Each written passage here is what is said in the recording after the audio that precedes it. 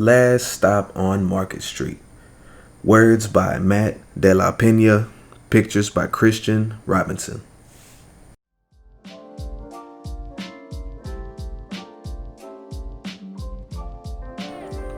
CJ pushed through the church doors, skipped down the steps. The outside air smelled like freedom, but it also smelled like rain, which freckled CJ's shirt and dripped down his nose.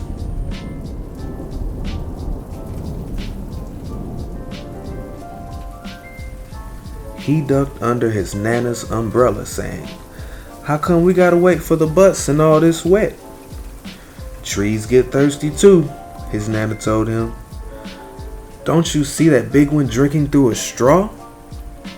CJ looked for a long time, but he never saw a straw. From the bus stop, he watched water pool on the flower petals, watched rain patter against the windshield of a nearby car. His friend Colby climbed in, gave CJ a wave, drove off with his dad. "Nana, how come we don't got a car?" "Boy, what do you need a car for? We got a bus that breathes fire, and old Mr. Dennis who always has a trick for you." The bus creaked to a stop in front of them. It sighed and sagged, and the doors swung open. "What's that I see?" Mr. Dennis asked. He pulled a coin from behind CJ's ear, placed it in his palm. Nana laughed her deep laugh and pushed CJ along. They sat right up front. The man across the way was tuning a guitar. An old woman with curlers had butterflies in a jar. Nana gave everyone a great big smile and a good afternoon. She made sure CJ did the same. The bus lurched forward and stopped, lurched forward and stopped. Nana hummed as she knit. "How come we always gotta go here at the church?" CJ said. "Miguel and Kobe never have to go nowhere." "I feel sorry for those boys," she told him. "They'll never get a chance to meet Bobo or the sunglass man. And I hear Trixie got herself a brand new hat." CJ stared out the window, feeling sorry for himself. He watched cars zip by on either side, watched a group of boys hop curbs on bikes. A man climbed aboard with a spotted dog. CJ gave up his seat. "How come that man can't see?" "Boy, what do you know about seeing?" Nana told him. "Some people watch the world with their ears." "That's a fact. Their noses too," the man said, sniffing in the air. "That's a mighty fine perfume you're wearing today, ma'am." Nana squeezed the man's hand and laughed her deep laugh. Two older boys got on next. CJ watched as they moved on by and stood in back. "Sure wish I had one of those," he said. Nana sat down her knitting. "For what?" "You got the real live thing sitting right across from you. Why don't you ask the man if he'll play us a song?"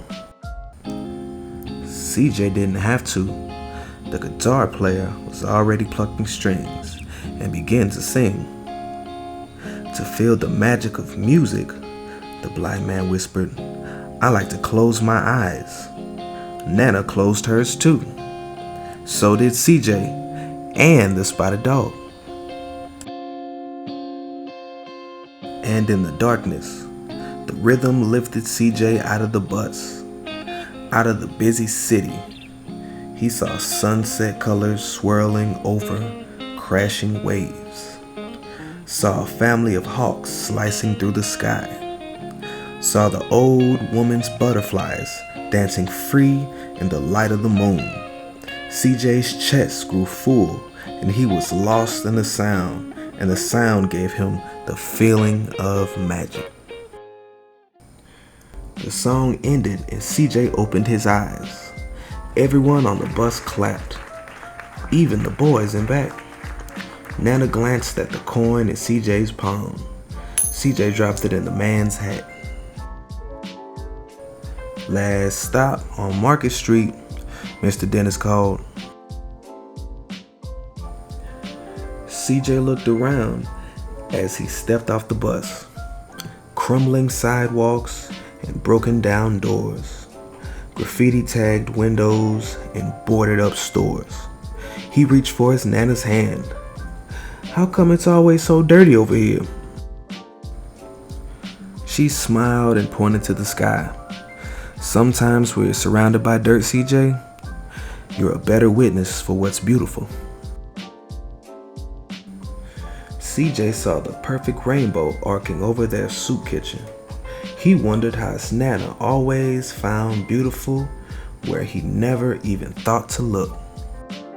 He looked all around them again, at the bus rounding the corner out of sight, and the broken street lamps still lit up, and the stray cat shadows moving across the wall. When he spotted their familiar faces in the window, he said, "I'm glad we came." He thought his Nana might laugh her deep laugh, but she didn't. She patted him on the head and told him, "Me too, CJ. Now come on."